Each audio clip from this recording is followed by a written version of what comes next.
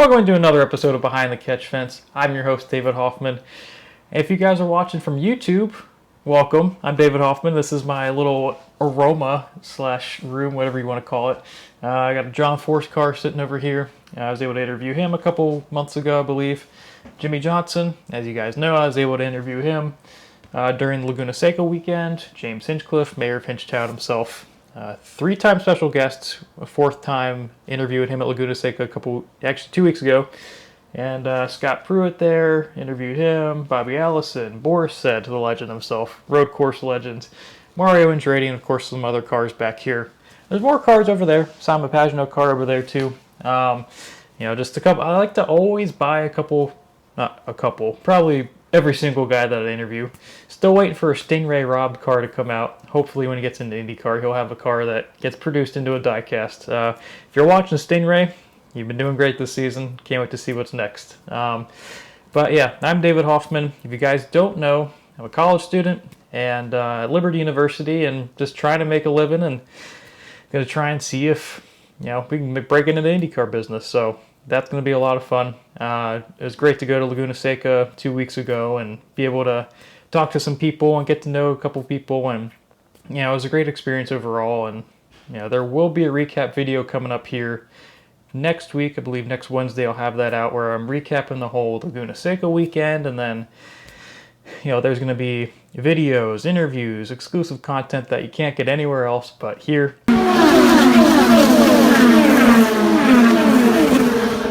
Now, Alex Palou finished fourth in the race at Long Beach. Colton HERTA won. We'll get to him here in a little bit. But Palou finished fourth in the race, finished 62 points over Pato O'Ward, who had some issues with Ed Jones, which we'll get to as well. Joseph Newgarden ended up 38 points behind in second.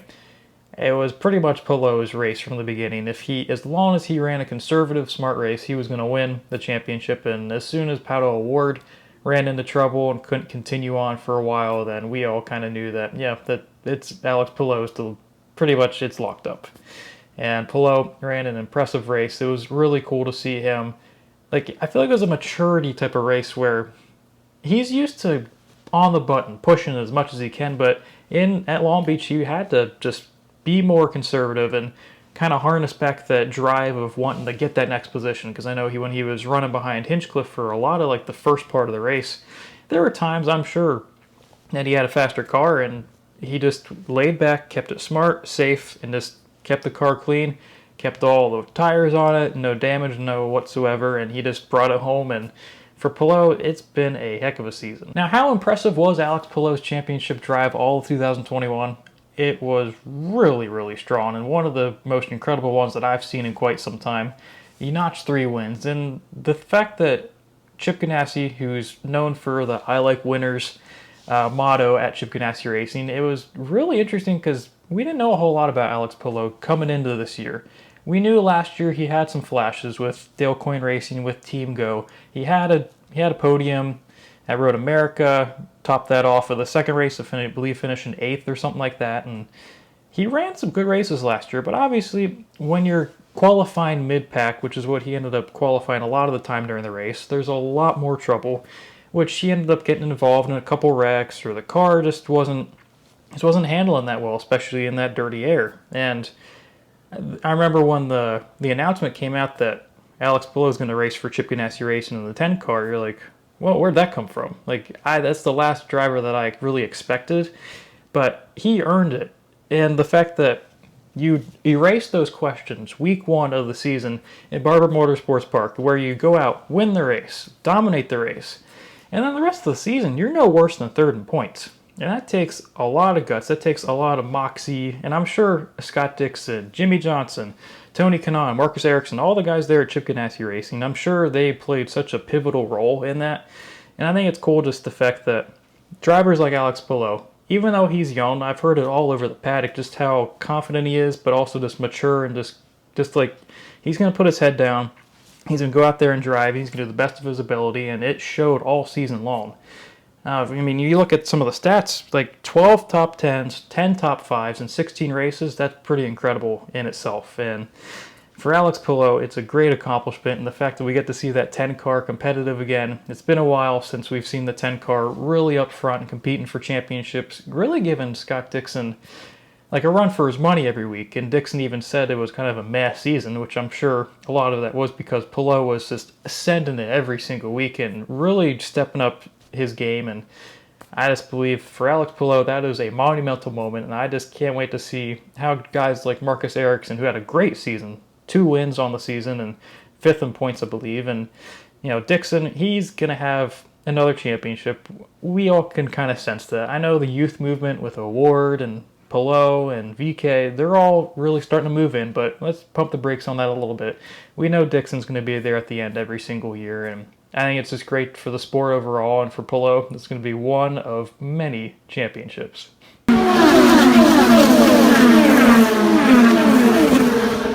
Now, we can't talk about Long Beach without Colton Herta, Taco Man himself. He had some tacos after the race, as you can see with this graphic here.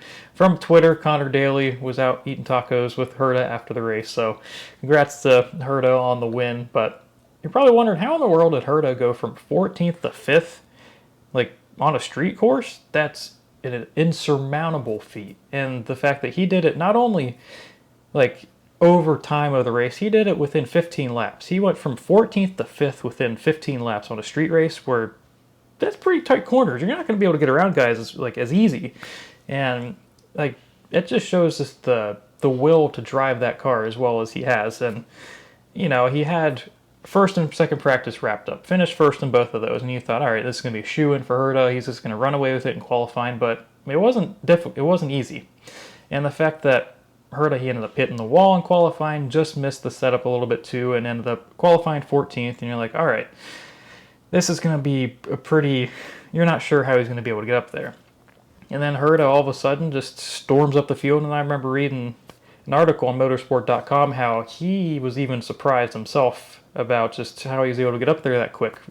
Like, I remember something like he had mentioned he was shocked when he's like, well, I'm 5th? That kind of thing. And you knew he had a great car all weekend long, and just a matter of being patient, which he has learned a lot this whole season. I mean, we look back at Nashville, back on that street course, and where he was as patient as he could, and then it just ran out, and then he ended up stuffing in the tire barrier as he was trying to track down Marcus Ericsson. And he's learned a lot throughout the course of the season, and for Herta, that's an incredible win. And we shouldn't be surprised. He's going to win everywhere at this point, and I think it's just incredible to see how he's been able to do in the series. And I think the only problem is how is Andretti Autosport going to go from here? We know they had their issues last season, especially with the car and everything, and just not being up to snuff. And this season was a little bit better. Herta, I believe, had 2 or 3 wins, 3 wins, I believe, and obviously the guys underneath him, like Rossi, still on a 2+ year winless drought. Hunter-Reay hasn't gotten anything in 2 years. Hinchcliffe just he didn't have the right car. It just did not work at all. And I hope that going into next season, Andretti Autosport's able to figure it out, because I feel like, especially with a guy like Romain Grosjean coming in next year, that's going to be a big help. And I believe that, Andretti Autosport, they're not there yet, but it's just always promising every time Herta's up there competing for wins. And I think their time is going to come back again, and we'll be seeing Rossi, Herta, Grosjean, and who knows who's going to be in the number 29 car. But it's going to be a lot of fun watching them next season and going forward.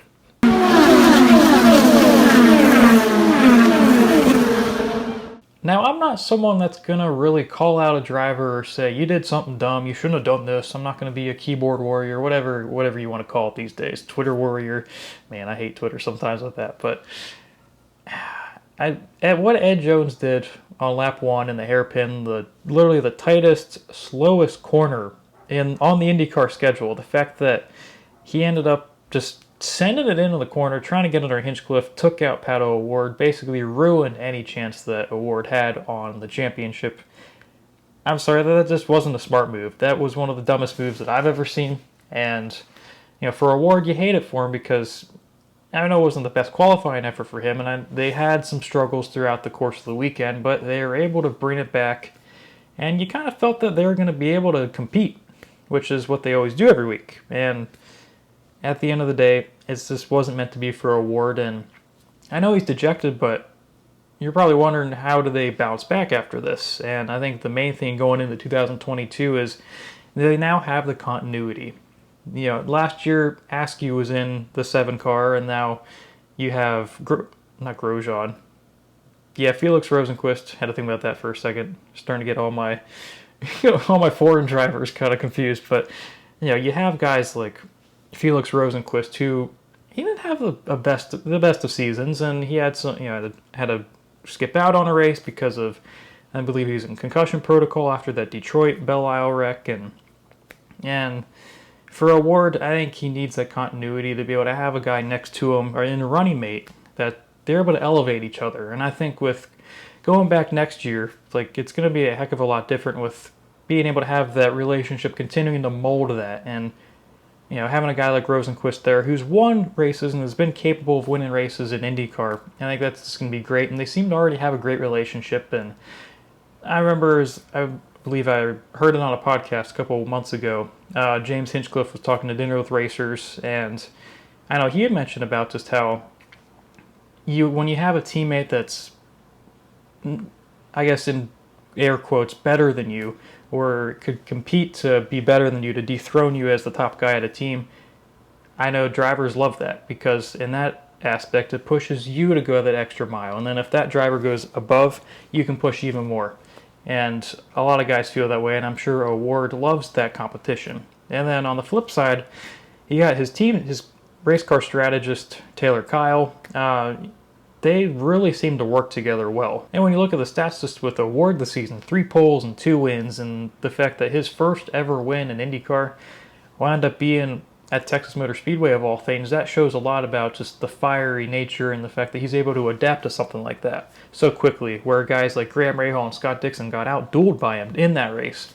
That says a lot about him. And with team strategist Taylor Kyle, I think it kind of gives O'Ward, he's able to be his fiery self. Like, he's able to do that. But he's also able to, Kyle's able to bring O'Ward back in, kind of, all right, you know, like, just stay calm. And I think you noticed that throughout the course of the year, where O'Ward was able to kind of harness that emotion and make it into something incredible. And I'll still remember that with, I believe it was the Detroit race 2, where O'Ward ended up chasing down Newgarden. I think he came from like 6th or 5th, hauling butt all the way up to get Newgarden. The fact that he's able to do that, that says a lot about just the fire within him, and one of the toughest street circuits on the schedule. And you know, it just says a lot. And I believe that O'Ward, he's going to take this with a grain of salt. He's going to shut down any type of negativity, and I know O'Ward's going to come out firing, and I wouldn't be surprised if he ended up coming into the season and firing off 1 or 2 wins and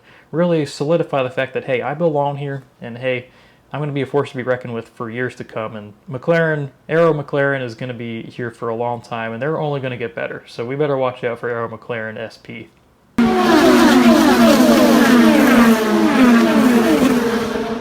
Yes, of course there's beef in IndyCar. Who we kidding? There's always going to be beef out on the track. A lot of like angry drivers per se, especially on tight circuits like Long Beach, and we had to see that with Oliver Askew, Connor Daly, going into turn 9 on lap 62.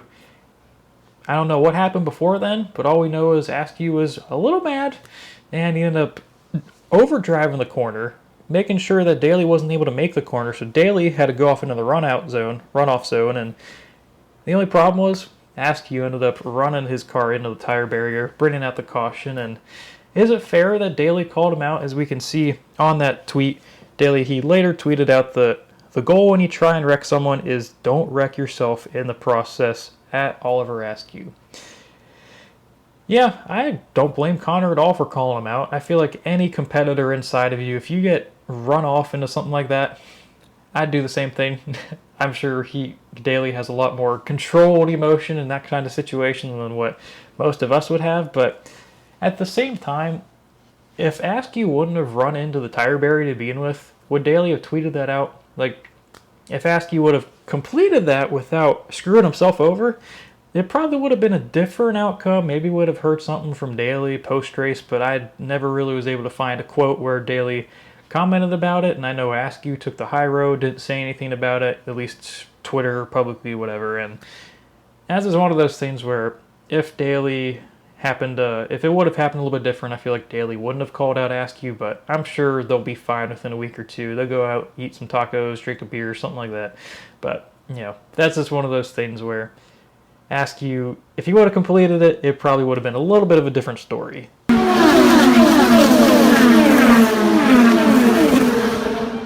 We would like to formally say here at Behind the Catch Fence, operation of one person, me, David Hoffman, we'd like to formally congratulate Scott McLaughlin of Team Penske for winning Rookie of the Year in the IndyCar Series. Man, what an incredible season for him. I know he wanted a couple races to go differently. From coming over from supercars at 56 wins, couple championships there, and there's a lot of unknown about McLaughlin. And we know Penske, he has an eye for talent like no other. And the fact that he was able to compete so well, especially in a series where these are completely different cars. And I know when I've talked to other drivers before about supercars versus IndyCar, it's like you're driving a stock car almost for supercars. And the fact that McLaughlin was able to come over and wind up doing so well.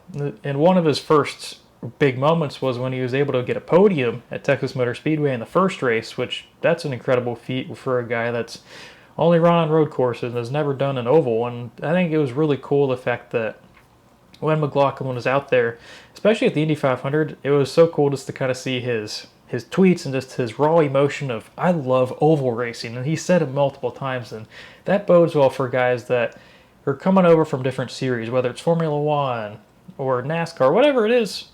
Like, the fact that McLaughlin, of all guys, like from supercars with a road course background, is like, I love this. That says a lot about the sport, and congratulations to Scott McLaughlin. And we did get to talk to Scott back at Laguna Seca 2 weeks ago, and I had to ask him, like, what's the camaraderie kind of like for IndyCar? Why it's so special? Oh, it's been fantastic. I mean, we race very hard. You know, some of the most intense racing I've ever had in my life, and I've really had to step up in terms of my aggression.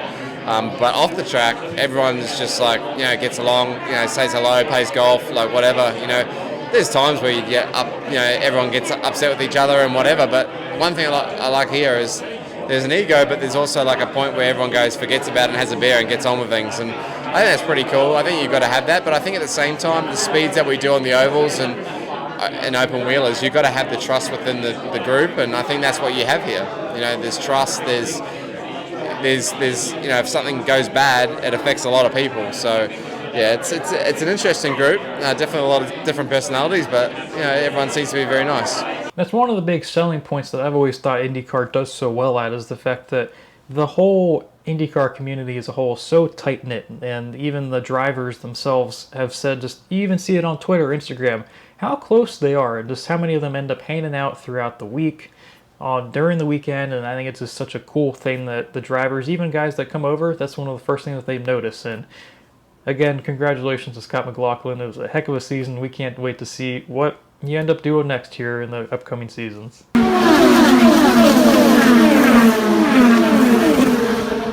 Ah yes, of course we couldn't talk about the Long Beach weekend without talking about the feud that happened, warm-ups of all things, warm-ups. And that was Helio Castroneves versus Alexander Rossi.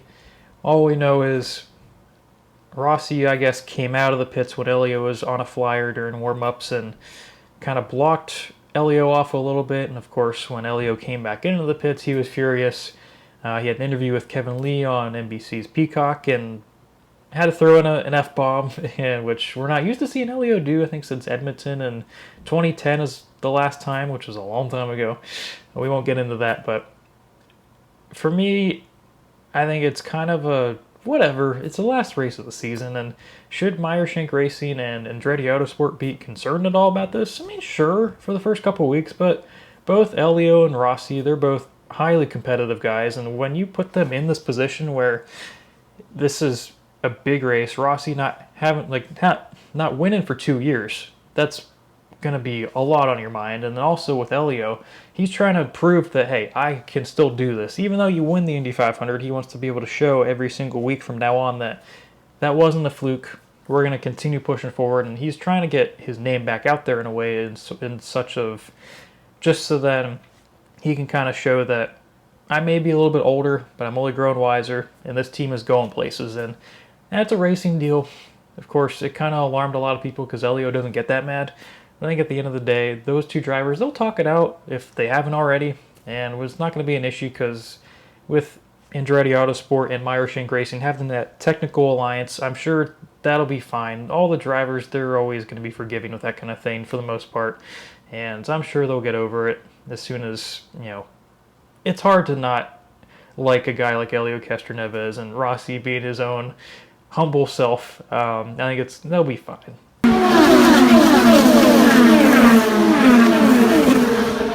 Now, of course, we can't talk about the 2021 IndyCar season without talking about Jimmie Johnson and just how he was able to come over from NASCAR, 7-time NASCAR champion, and compete on a limited basis, running the road and street courses in IndyCar this season for Chip Ganassi Racing. And I think it shows the testimony of just the will to, he's at the end of the day, doesn't matter how old he is, what his background is, he is a racer at heart. And that showed all season long. There are so many times where the races weren't good, the practices weren't good. For instance, Nashville, he ended up crashing 3 times, I believe, and I think it just showed, especially after that crash in Nashville during the race, where NBC camera cuts to Johnson literally taking a new nose piece, and he's ready to start slapping it on the car. And I think that just shows a lot about his competitiveness and wanting to get better, and the will to get better. And I noticed that when I was able to talk to him at Laguna Seca a couple weeks ago. Yeah, of course the results aren't there. And the points, of course, aren't going to be there. He didn't win Rookie of the Year. Who cares? Because this is one of the steepest learning curves any driver from any sport coming over to IndyCar is going to have to make. And the fact that he did it in his 40s, and he only got better every single time, and you notice that. And I think races like Portland, that's where it really started to kind of turn around, where he ended up competing with Bourdais for results. I think he ended up 17th, 16th, actually 15th thinking about it, and Portland, and then Laguna Seca, where he was passing guys like Hinchcliffe, and he looked competitive. And of course he's going to finish in the teens because there's so much to learn, so much to absorb, so much to figure out with the car. And in Long Beach, he ended up finishing 17th, which for on the outside, that doesn't look good. But for guys like Jimmy who are trying to figure it out, and I think overall it was a great season for Jimmy. I don't care about the results. I don't care about points. It doesn't matter. At the end of the day, Jimmy was here to try this out, to try and figure it out, to try and get adjusted to it. And he'll have his rookie orientation at Indianapolis Motor Speedway here, I believe, next week, or start of October, something like that. And he and Grosjean will be there, and I think that's going to be a big telling sign. He already competed at Texas Motor Speedway in a test where he had Dixon and Kanaan shake down the car, and he's only getting more comfortable. And I think once we see him on these ovals, which we believe he probably will, we're going to start seeing the 7-time champion that we know of, because this is all new to him. And the fact that this is a brand new, fresh start for a guy like Jimmie Johnson, where his last couple seasons in NASCAR weren't the greatest, and I think he needed a fresh perspective, a fresh, just clean slate. And I think once we see him on a Texas or an Indy, where both places he's won multiple times in NASCAR, I think we're really going to start to see what he's made of in these Indy cars and how much just growth that he's been able to do. And we got to give our hats off to Jimmie Johnson. He did a fantastic job.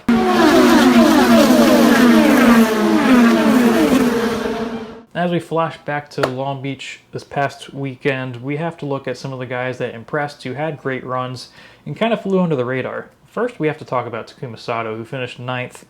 Sato, he has been under the radar all season long, and I think one of the stats was he's made the most on-track passes of any IndyCar driver this year, which makes sense because he ended up having so many not-so-good qualifying results and had to try to fight his way back through the field. And it wasn't the best of seasons for Sato, and we don't know if we'll ever see him in an IndyCar again. He won't be back with Ray Hall, Letterman, Lanigan. There is a lot of rumors that he'll end up with Dale Coyne Racing. I'm not sure if that'll be a full-time basis or if that'll be just an Indy 500 ride. Regardless, Sato had a great run in Long Beach.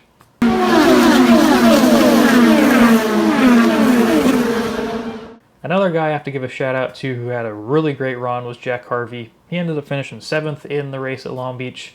for him to finish his tenure at Meyer-Shank Racing is great for him to, because I know that wasn't exactly what he had planned, was to find a better opportunity, which is going to be Ray Hall, Letterman, Lanigan going forward. And that'll be announced here in a couple weeks, I believe. And he'll be taking over Sato's ride in the 30. Not official word yet, so don't quote me on that yet. But it was just a great overall weekend for them, Meyer-Shank Racing. And I know when I saw Marshall Pruitt of Racer Magazine interviewing Mike Shank talking about the move with Brandon Pagano over, which we'll talk about that in another video, but just talking about the impact that Jack Harvey had on that team and the fact that they went from only a partial schedule for 2 years and then bringing it to a full-time schedule, and how much growth they've had and how many great runs he's had. And the one that sticks out in mind is 2019 when Harvey ended up finishing on the podium in third at the Indy GP where Pagano won that. That was just a high point for the team, and they had so many great runs this season and over the years. And I think going forward a couple years down the road, when we see at Meyer-Shank Racing as a staple in the sport, we're going to look back and say Jack Harvey helped this team go forward and elevate so much more.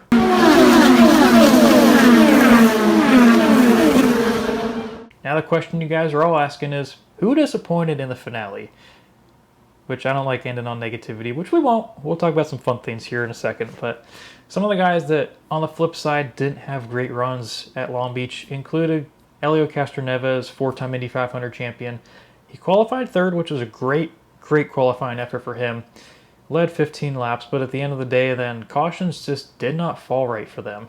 They ended up getting caught out when, I believe, Askew was at, when he piled it into the tire barriers, and it kind of threw off that team from then on. Helio had to pit, he had to restart all the way in the back, and just when you're behind so many guys, it's just so hard. More dirty air, just more rubber being laid down, and just marbles all over the place, and it just didn't end up working out for Helio, who I'm sure wanted to have a better effort, but they ended up finishing 20th, and not so good for them.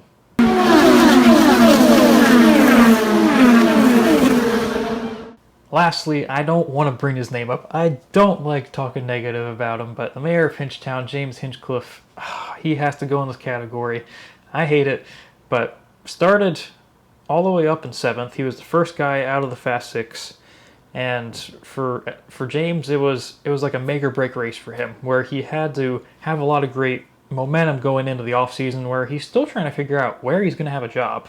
We may not know that for a while, and for him to have great practices, top 5 every single practice session, qualifying top 10, you're like, wow, this is going to be shaping up to be a great weekend. And it did for 3/4 of the race. I think he was as high as 4th in the running order, and things looked to be going the right way until he ended up on one of the pit stops, a green flag stop around lap 62, and he ended up coming in. He switched from the standard black Firestone tires to the alternate compound, softer compound red tires, and as soon as he came out of the pits, it was a little bit slower stop, not by much, maybe a second or two, and he just seemed to get swallowed up, and it just seemed like all of a sudden his car just had like a lot of rip current, almost just shoved him, and he wasn't able to really gain any momentum. Got passed by a lot of guys out of the pits, and then cautions fell terribly for him, and he ended up finishing 14th, which I guess for the season overall isn't a bad showing for Hinch, but I know that's not what he would have wanted, and it looked like to be a top 5, top 7 type of run for him throughout the day, but it just wasn't meant to be for Hinch, and we'll have to find out here soon where he'll end up being come next year.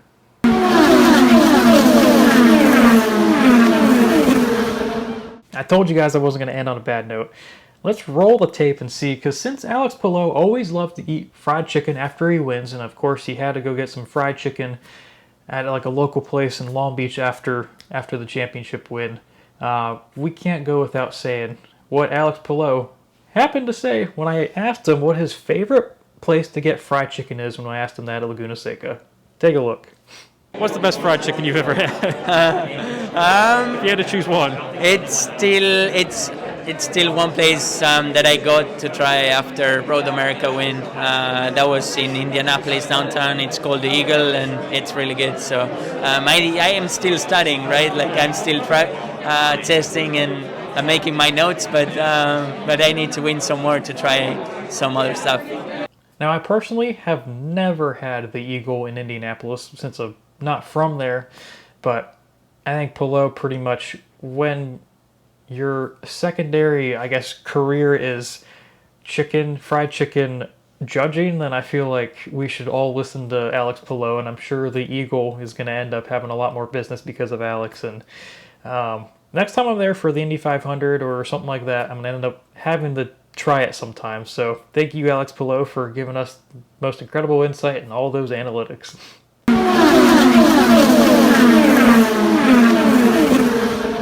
That about wraps it up for today's episode of the Long Beach Recap. I hope you guys enjoyed it. Next Wednesday, we will be talking about my Laguna SECA experience. I'll make sure to have all the videos, all the interviews, as much as I possibly can. I'll tell a couple side stories of interesting things that happened, and I think you guys will really enjoy it, so look out for that. You can follow the podcast on Twitter and Instagram at Behind Catch. Just look that up. That's on the lower right-hand corner. And you can also listen on YouTube, Apple Podcasts, and Spotify. So thank you guys for listening. Hope you guys have a good day, and I'll catch you later.